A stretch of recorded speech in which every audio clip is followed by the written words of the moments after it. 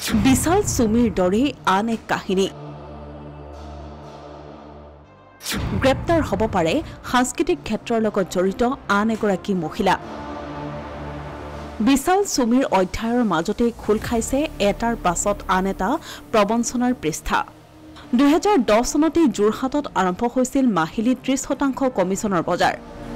share মাৰ্কেটত বিনিয়োগৰ নামত কোটি কোটি টকাৰ লুণ্ঠন চলিছিল ভুল কৰিছিল সৰ্বসাধাৰণ সৰ্বশান্ত হৈছিল বহুজন বাতৰি প্ৰকাশ হ'ল সময় সলনি হ'ল সেই কথাও তল পৰিল কিন্তু পুনৰ খোল খাইছে সেই 10 চনৰে এটা পৃষ্ঠা 2010 চনত যোৰহাটৰ তৰাজনৰ আইএছপিটিৰ কাষত আৰম্ভ হৈছিল এক ভুৱা বিত্তীয় প্ৰতিষ্ঠান নাম লক্ষ্মী ফাইনেন্স পৰিচালন সঞ্চালিকা মামণি দত্ত শইকীয়া চুমি বৰাৰ দৰে মামণিও আছিল সাংস্কৃতিক ক্ষেত্ৰখনৰ লগত জড়িত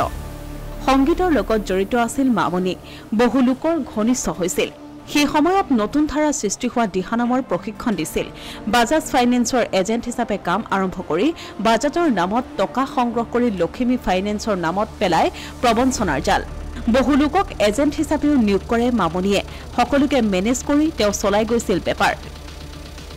এই মামণি দত্ত শইকীয়াই লক্ষ্মী ফাইনেন্স নামৰ এটা ভুৱা বিত্তীয় প্ৰতিষ্ঠান খুলি মাহত 30% আৰু 100 দিনত জমাধন দুগুণ হোৱাৰ প্ৰলোভন দি কোটি কোটি টকা আত্মসাৎ কৰিছিল চুমি বৰাৰ দৰে বহু প্ৰভাৱশালী হৈ পৰিছিল মামণিও ভুৱা কোম্পানীৰ লুণ্ঠনৰ টকাৰে যোৰহাটৰ পশ্চিম দিশত বাইপাছৰ কাষত মাটি ক্ৰয় কৰি নিৰ্মাণ কৰিছিল বিয়াগুম অট্টালিকা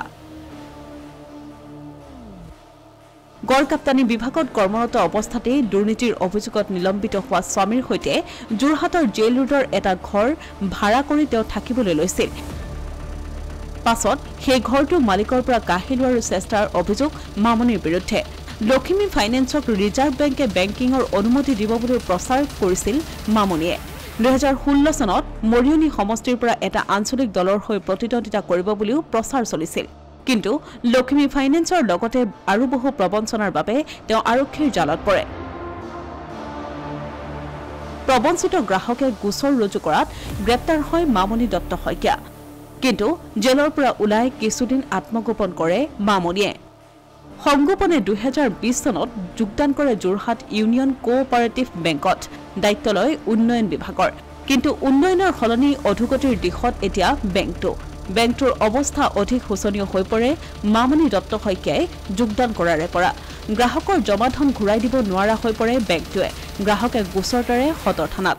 এনে সময়তেই বিশাল চুমিৰ প্ৰবঞ্চনাৰ বাবে অনুসন্ধানত জিলাই জিলাই মুকলি কৰা হৈছে পুৰণি প্ৰবঞ্চনাৰ গোচৰ সেয়েহে পুনৰ খোল খাব পাৰে লক্ষ্মী ফাইনেন্সৰ নেপথ্যত পঞ্জীয়ন হোৱা গোচৰ পুনৰ গ্ৰেপ্তাৰ হ'ব পাৰে লক্ষ্মী ফাইনেন্সৰ সৰ্বেসৰ্বা লক্ষ্মী দত্ত শইকীয়া তাৰে হাত সাৰিবলৈ সমবায় বেংকৰ হৈ সংবাদমেল সম্বোধন কৰি আত্মপ্ৰকাশ লক্ষ্মী দত্ত শইকীয়াৰ কিন্তু প্ৰশ্ন হৈছে প্ৰবঞ্চনাত জড়িত এগৰাকী মহিলাই কেনেকৈ উন্নয়ন বিষয়াৰ পদ পালে সমবায় বেংকত কোনে দিলে নিযুক্তি কোন জড়িত এই সমবায় বেংকত সমবায় বেংকৰ আন সকলো লক্ষ্মী দত্ত শইকীয়াৰে মিলি আছে নেকি সেই সন্দৰ্ভতো উত্থাপন হৈছে প্ৰশ্নৰ অসমীয়া প্ৰতিদিন ডিজিটেল সংবাদ যোৰহাট